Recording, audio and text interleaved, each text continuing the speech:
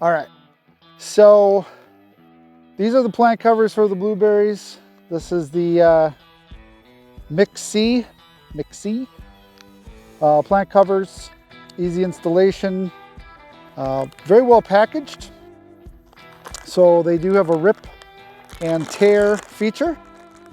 Pull them out. Come on, man. Probably could have just taken the tape off of the one side, but whatever. Little instruction manual.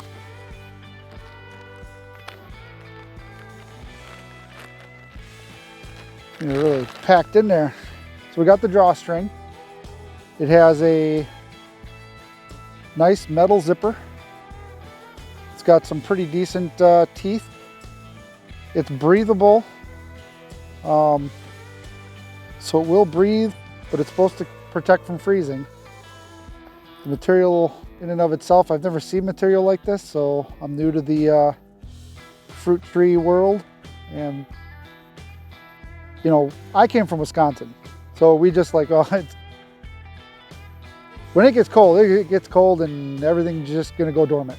But here it's like dormant 70, dormant 70, dormant, like it's on that, you know, we're in zone 7A, so it's like it could snow one day and it could be 70 the next day.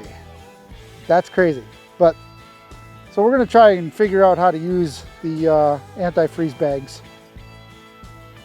Damage to the fruit, number one, and to stop the plant from going dormant, hopefully, a little bit.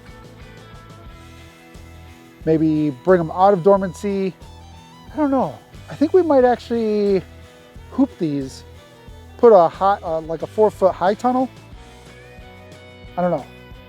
I'd rather have those in a greenhouse if I can, protecting them from all this, but let's put these on and see what they look like.